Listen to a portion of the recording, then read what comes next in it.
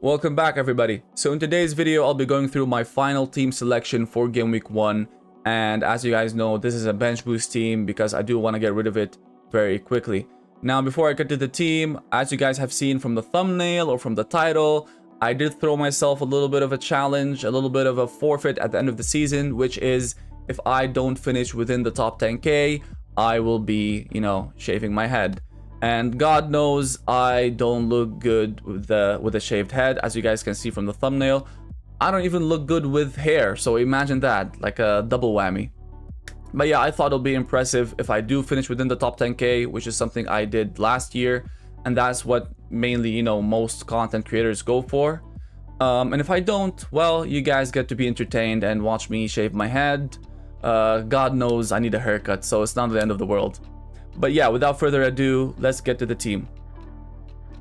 So to start off, I have Kelleher in goal, who was left out of the last preseason game for Brentford as a precaution. I do think he'll be okay, and we'll find that out during the press conference on Friday.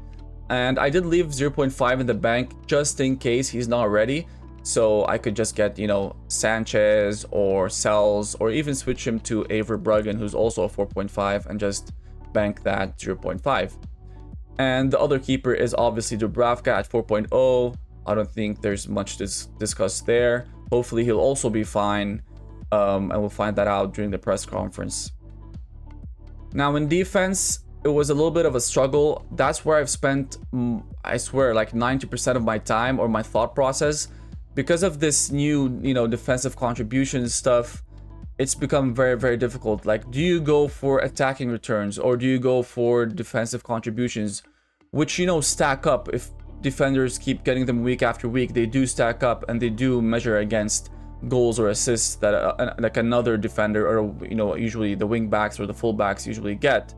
I mean, the biggest example is when I compared Larcois with Munoz, both Crystal Palace defenders, one's the right back, one's the center back. And if you add up the points and add up the defensive contributions, they actually end up even though Munoz scored like four or five goals and assisted another 4 or 5. So they do matter. They do make up those, let's say, lost goal contributions. Even though Larcois did score a couple. But yeah, I think defensive contributions are important, and that's why I went for Milinkovic. I'm trying to go for center backs that also have aerial threat, and Milinkovic is a prime example of that.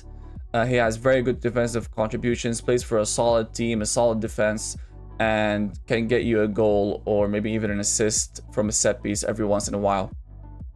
Shalba is almost the same thing. So Shalba, he did get most of his defensive contributions whilst playing for Crystal Palace, and he regressed quite a lot when he switched to Chelsea. And I do expect that to continue, but he's a 5.0 and he should be nailed on, especially after Colwell got injured.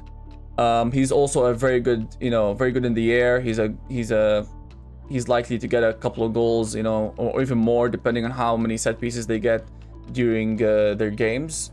But yeah, I think Shalba is a good choice, especially for the first 5 or 6 game weeks. Bissaka, nailed for starts. He plays for a decent West Ham team. He's one of those. I think he's the only actually wing back or full back. Yeah, he's the only wing back in my team.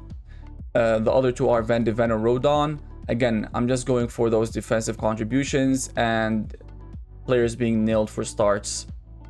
But yeah, that's it for defense. There's nothing fancy. I've just gone for these 5 nailed on players, defensive contributions. And aside from Bissaka, I don't expect that many goal involvements from the rest of them. Now, in terms of midfield, yeah, I've gone for your standard midfield. Maybe you're seeing a lot of these players in a lot of drafts, and that's for good reason. So Salah, I don't care how badly, let's say, he played against Crystal Palace in the Community Shield. He's proven time and time again that he's a solid pick, and he will be my Game Week 1 captain. Palmer, he's the team's talisman. There's not a lot to discuss. He has very good fixtures and he's definitely staying in my team. Fernandez is literally the same case as Palmer. He's the team's talisman. He's supposed to play, 90 minutes. He's on almost everything aside from a couple of corners. Or maybe he might share a couple of free kicks with Mbeumo, but he should be on everything. And the cool thing about him is when one of Mbeumo or Cunha or maybe even Sesko gets substituted out, Fernandez is likely to come in and, you know, be up top. Not necessarily as a striker, but in the number 10 role. And then you got Gakpo. I think he's assured for minutes as long as Isak isn't there. And I think this Isak saga won't be concluded before the end of the transfer window. And by then we would have played the first 3 game weeks. And that's all I need from him. By then I would have had 2 or 3 transfers banked. And I could just transfer him out. But I can't overlook a 7.5 nailed attacker for Liverpool.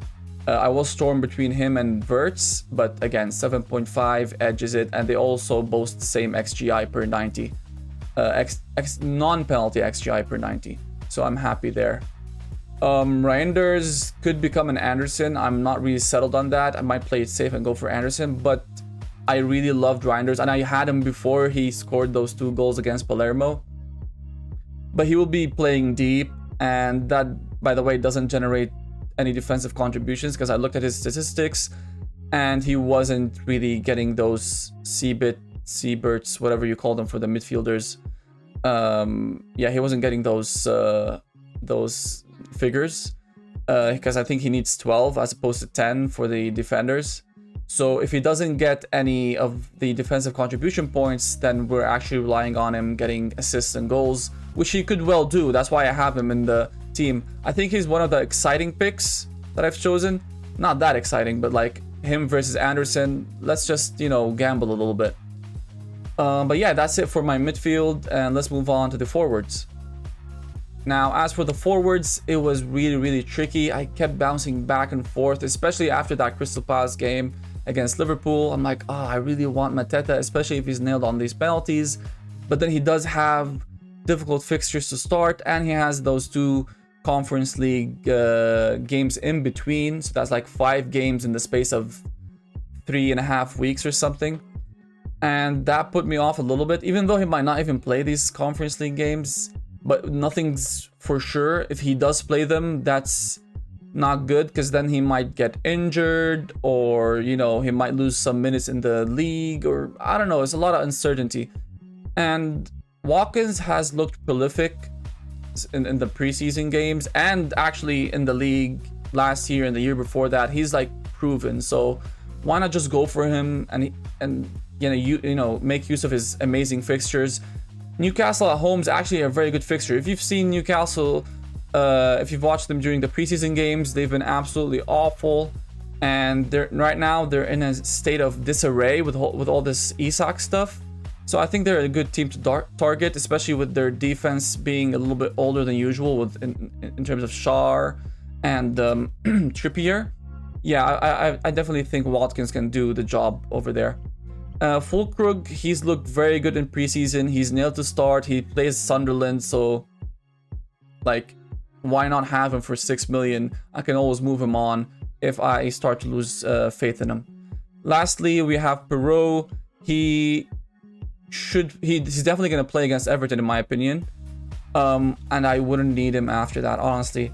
In game week 2 or 3, I'll just transfer him down to a Gui or Gu, however the hell you pronounce his name, and then make use of the money and either upgrade Reinders or maybe even upgrade Fulkrug to a Mateta or something nice.